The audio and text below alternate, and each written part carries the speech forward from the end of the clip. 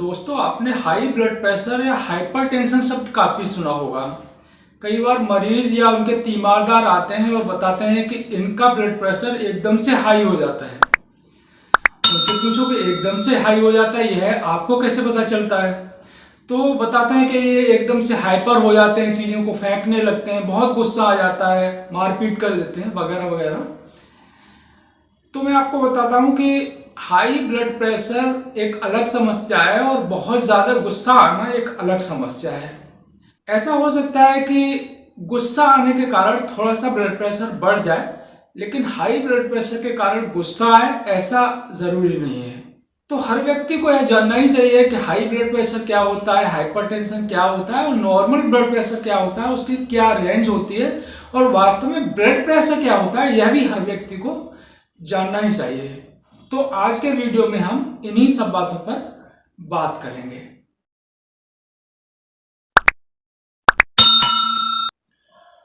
तो ब्लड का काम होता है जो आपका ऑक्सीजन है और न्यूट्रिएंट्स हैं, भोज्य पदार्थ हैं, उनको शरीर के प्रत्येक हिस्से तक पहुंचाने का।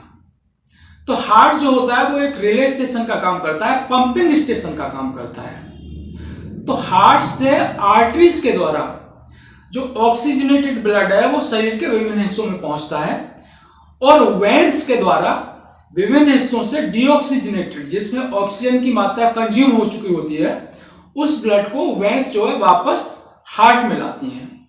तो जो हमारा हार्ट है वो निरंतर धड़कता रहता है, कंटिन्यूअसली बीट करता है।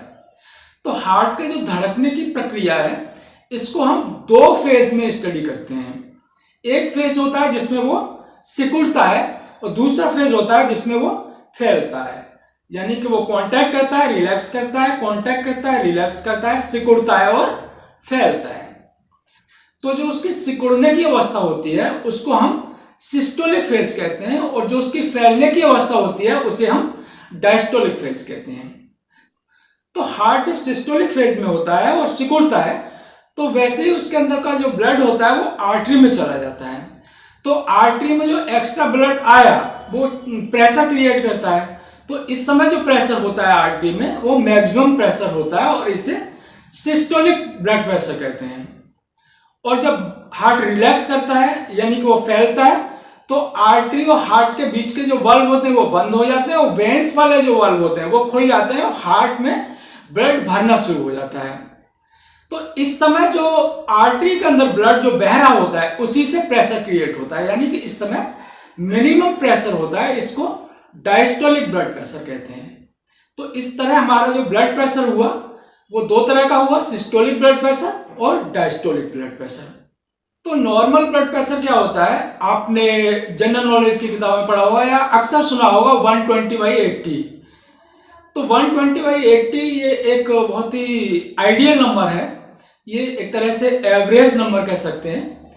अधिकांशतः ऐसा नहीं होता है, अगर आप किसी का भी ब्लड नापेंगे तो उसका 110/70 हो सकता है, 124/80 हो सकता है और इवन एक दिन में कई बार व्यक्ति का ब्लड प्रेशर जो है वो बदलता है, एक जैसा नहीं रहता है। जैसे सोते समय ब्लड प्रेशर सबसे कम होता है, आप सोने के बाद उठेंगे तो ब्लड प्रेशर थोड़ा बढ़ सकता है और अगर आप 1-2 किलोमीटर टहलने चले जाएंगे और फिर आके लौट के ब्लड प्रेशर को नापेंगे तो आपका ब्लड प्रेशर और बढ़ा हुआ हो सकता है। ऐसे ही आप ऑफिस में काम कर रहे होंगे तब ब्लड प्रेशर अलग होगा और जब आप घर पर रिलैक्स कर रहे होंगे उस समय ब्लड प्रेशर अलग होगा, लेकिन ये ब्लड प्रेशर एक रेंज में रहता है।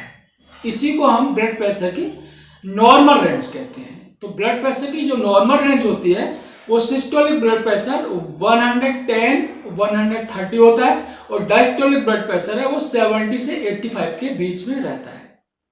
तो ब्लड प्रेशर है, इसको नापने के लिए या हाइपरटेंशन की गाइडलाइंस और उसके स्टैंडर्ड तय करने के लिए दो इंटरनेशनल इंस्टीट्यूशन हैं। एक यूएसए का है JNC, जॉइंट नेशनल कमेटी, और दूसरा WHO का है ISH, international society of hypertension. ये दोनों ही मानती हैं कि अगर सिस्टोलिक ब्लड प्रेशर 140 या इससे ऊपर होता है और डायस्टोलिक ब्लड प्रेशर 90 या इससे ऊपर होता है तो उसे हाइपरटेंशन कहते हैं। अगर डायस्टोलिक ब्लड प्रेशर 85 से 90 के बीच में और सिस्टोलिक ब्लड प्रेशर 130 से 140 के बीच में होता है तो इसे हाई नॉर्मल या प्री हाइपरटेंसिव कहते हैं। इसमें हमें प्रिवेंटिव मेजर्स को यूज करने की जरूरत होती है, जैसे कि आपको नमक है वो कम खाना है, आपको नियमित एक्सरसाइज करना है। ये सब प्रिवेंटिव मेजर्स होते हैं, इनको यूज करना चाहिए। तो दोस्तों, अगर आपको वीडियो अच्छा लगा हो तो उसे लाइक कर दें और शेयर कर उसे ज़्यादा से ज़्यादा लोगों तक पहुंचाएं। नमस्कार।